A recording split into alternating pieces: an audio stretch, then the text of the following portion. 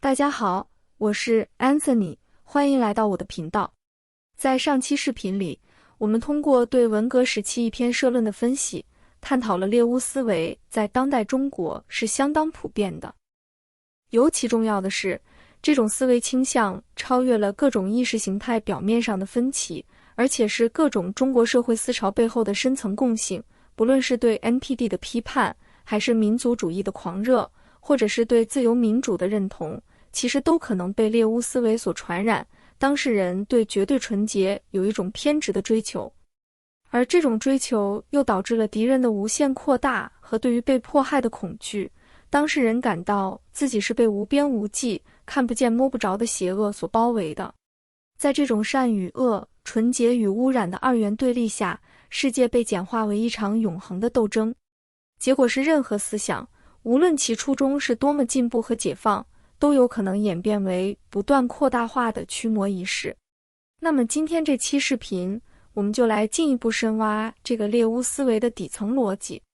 它到底从何而来？为什么这种相当非理性的思维模式能如此轻易地在中国社会中被激活？要回答这个问题，我们必须回溯到那个将这种思维模式推向极端的文革年代。我们将尝试去理解文革在心理学意义上到底意味着什么，以及它是否蕴含着人类精神的某些普遍规律。我会把这期视频放在心理与教育这个列表内，如果你有任何想找我探讨和咨询的话题，都可以联系我的邮箱预约。首先，正如我们在去年那期讲文革创伤的视频里所提到的，从心理学的角度看，文革可以视为一场波及整个社会的退行。在文革中，中国人向着更幼稚、更早期的心智状态全面倒退。这体现在中国人的社会关系形式退化为一个高度理想化的慈父与成千上万顺从的儿童，个体将自己的意志完全托付给那个全知全能的父亲，在情感状态上表现为对融合与共生的狂喜和毁灭性的仇恨，在心理功能上表现为分裂和投射等更加低级的心理功能，取代了整合、反思的高级心理功能。分裂指的是婴幼儿容易将事物看成是全好或全坏的，非黑即白的，这是一种非常原始的思维。投射指的是个体将自己无法接受的情绪、动机或者欲望强加或者推卸在他者身上。在文革中，这两个机制被运用到了极致。分裂机制让一个人把他人划分成全好和全坏两个群体，你要么是革命群众，要么就是牛鬼蛇神。而投射则更为隐蔽，当革命的激情，也就是那种融合的狂喜无法掩盖现实的挫折时，个体内心会产生巨大的攻击性和怀疑。但由于个体不能承认自己有问题，更不能承认伟大的共同体或者革命理论本身有问题，于是就把这种攻击性和怀疑投射出去，认为一定是那些潜伏在人民中的反革命分子在暗中搞破坏。而那些高级的心理功能，比如反思、共情和对现实的检验，则被认为是软弱或者不忠诚的。当然，文革在今天已经过去很多年了，但那种文革的猎巫思维仍然存在于当代中国，而且以一种更不易察觉的方式渗透在当代中国社会。从近年来的全民抓间谍，到社交媒体上此起彼伏的反日民族主义浪潮，我们都能看到这种思维的影子。比如，商场里一个形似太阳的图案会被举报为日本军旗，一个品牌的 logo 因为使用了红色原型就被指责为今日，某个明星或者网红庆祝生日，如果日期恰好是7.7事变或者其他什么抗日纪念日，就会被网报道歉。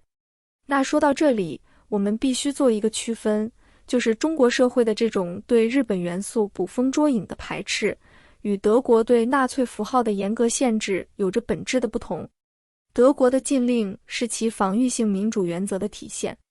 其核心逻辑是，民主制度为了自我保护，必须对那些试图利用民主的自由来颠覆民主本身的意识形态进行法律上的限制。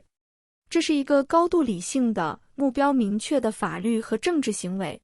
它针对的是特定的、有清晰历史定义的符号和言论，比如纳粹里否认大屠杀等，而不是一种漫无边际的实体化的恶。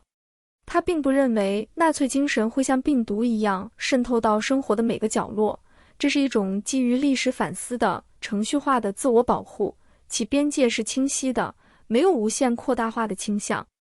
而中国的民族主义猎巫行为，则是一种前现代的充满不安全感的集体驱魔仪式，他们并非担心民族情感被伤害，而是认为这背后真的有一个存在的日本间谍、台湾网军等团体在操纵一切，他们是无所不在、无孔不入的邪恶精神或本质。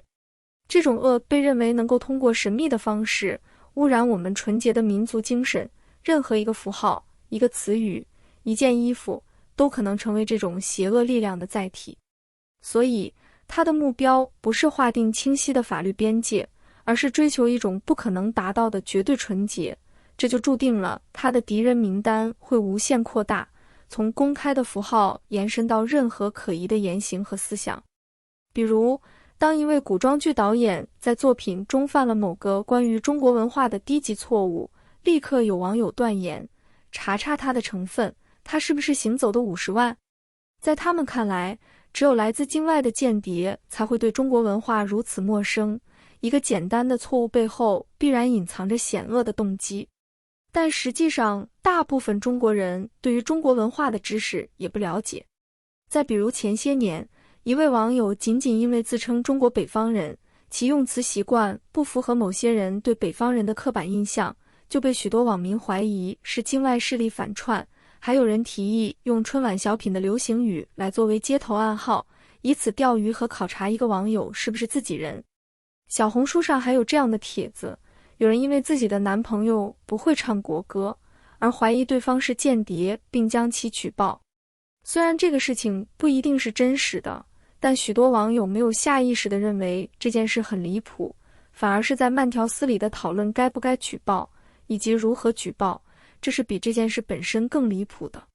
如果说我们在当代社会观察到的种种现象都带有驱魔仪式的色彩，那么要想理解这种仪式的原型及其最极端、最彻底的表现形式，我们需要回溯那场重塑了中国社会心理结构的运动——文化大革命。文革不仅是一场政治运动，更是一场全民参与的、长达10年的大型巫术事件。它将一种古老的思维模式以现代革命的面目推向了极致。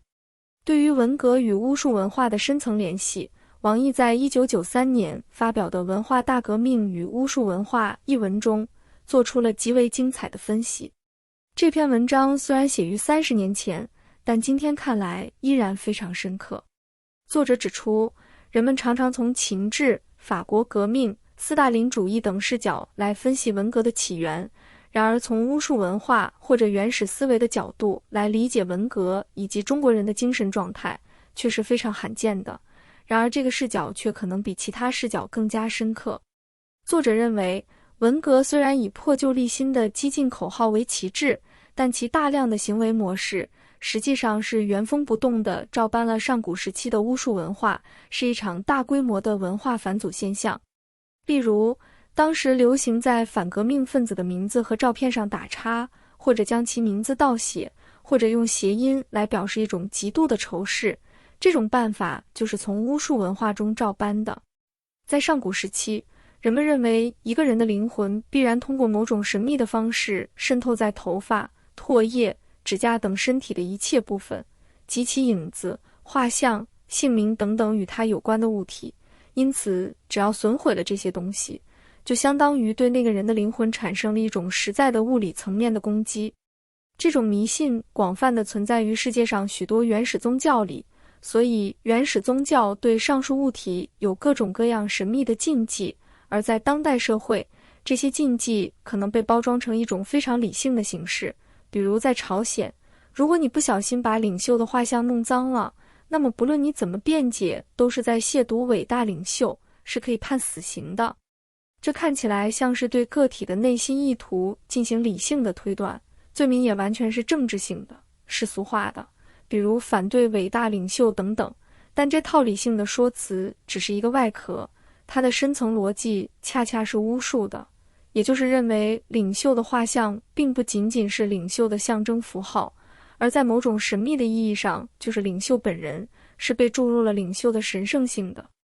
因此，弄脏画像就不是一种间接的不敬，而是一种物理层面的对领袖本体的攻击。在现代的法律和道德框架下，一个行为的严重性取决于它造成的实际伤害。如果一个人当面骂了另一个人，这相当于对他人造成了直接的心理和名誉伤害。而在自己家里偷偷诅咒别人，只要不被发现，它就只是一个停留在想象层面的未发生实际损害的念头。然而在巫术的世界观里，施行巫蛊，也就是把木偶埋在地下，诅咒你所讨厌的人遇到灾难，则被认为是一种宇宙层面人与神秘力量之间的操作。它不是在表达个体主观上的仇恨情感，而是在实行客观意义上的伤害。正因为如此，它甚至比公开的言语攻击要更可怕，也因此成为政治清洗中最便利的罪名。比如汉武帝时期的巫蛊之祸，一场捕风捉影的巫术指控，最终导致了太子、公主以及数万人被杀，数十万人被牵连。文革时期在人的姓名和照片上打叉，也只不过是这种古老巫术的翻版。再比如文革时期的那句著名的口号横扫一切牛鬼蛇神也非常有代表性。